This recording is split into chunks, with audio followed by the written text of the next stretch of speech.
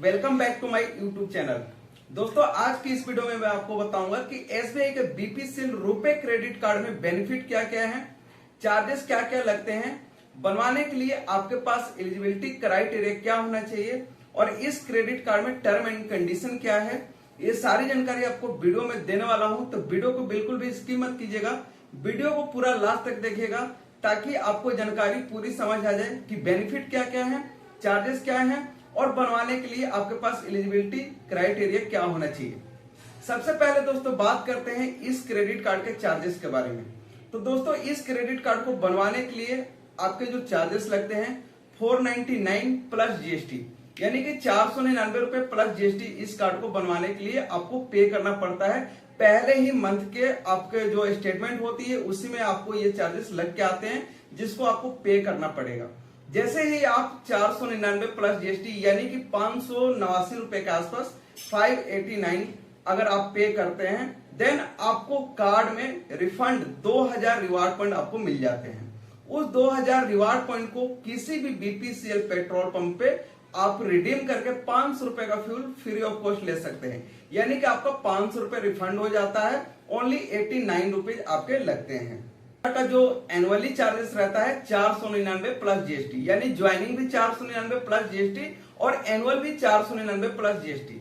But joining charge आपको refund मिल जाता है, एनुअली चार्ज तब आपको रिफंड मिलता है अगर आप इस क्रेडिट कार्ड से पूरे साल में, यानी जिस दिन आपका कार्ड बना है उससे अगले साल तक अगर आप 50,000 रुपए स्पेंड कर लेते हैं तो आपका जो एनुअली चार्ज है वो आपका वेव ऑफ हो जाता है, यानी कि वो आपको रिफंड मिल जाता है। चलिए दोस्तों आप बात कर लेते हैं इस कार्ड की ब्रांडिंग के बारे में। तो दोस्तों यह क्रेडिट कार्ड जो है को ब्रांड क्रेडिट कार्ड है, बीपीसीएल और एसबीआई का टाइप क्रेडिट कार्ड है।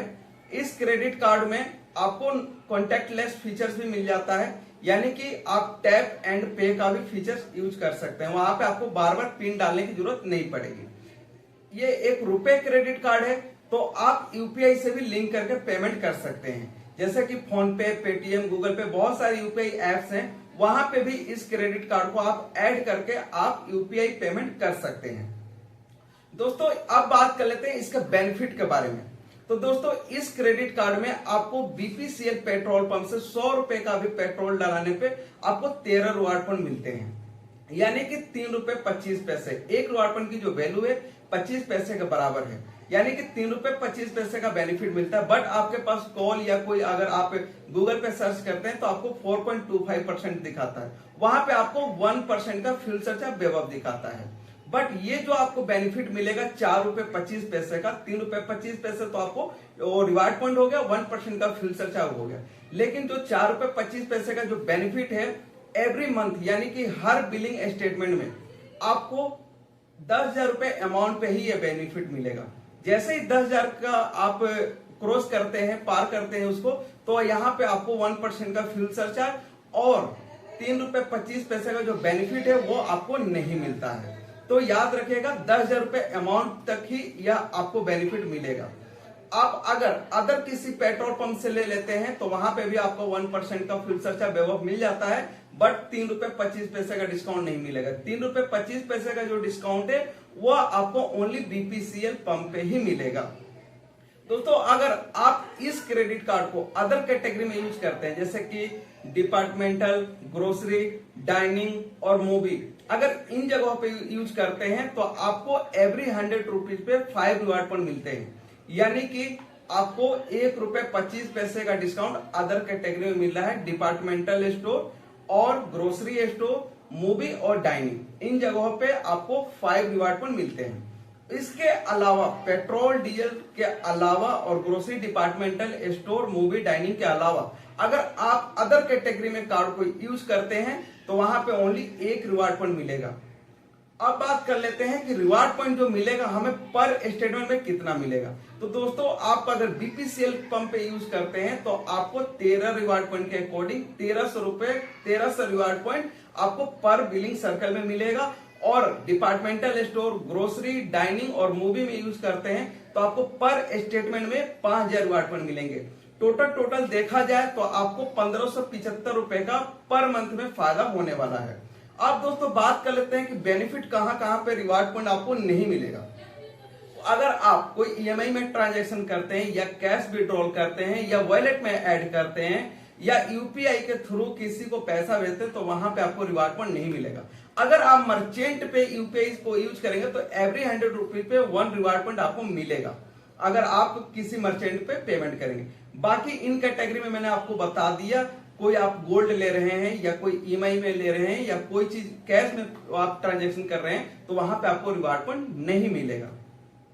चलिए दोस्तों, अब बात कर लेते हैं कि इसका जो है लेट पेमेंट चार्जेस कितना लगता है। दोस्तों, अगर आप इस क्रेडिट कार्ड को सिक्योर में देखते हैं तो आपको 2.5% पर मंथ का इंटरेस्ट लगता है। अगर आप अनसिक्योर्ड में देखते हैं तो आपको 3.5% का इंटरेस्ट लगता है। सालाना इसका जो चार्ज होता है लगभग 42% के आसपास होता है। तो मैं हर किसी से एक रिक्वेस्ट करता हूं कि क्रेडिट कार्ड जो है, चाहे वो किसी बैंक का क्रेडिट कार्ड हो, बट कभी भी आपको लेट पेमेंट नहीं करना चाहिए। अगर आप लेट पेमेंट करेंगे तो सबसे पहले आपका सिबिल स्कोर जो है वो नीचे गिर जाएगा, जिसके वजह से आगे फ्यूचर में आपको कोई क्रेडिट कार्ड नहीं मिल सकता है, कोई लोन नहीं मिल सकता है। तो यहाँ पे आपको बहुत ही ज्यादा नुकसान होगा।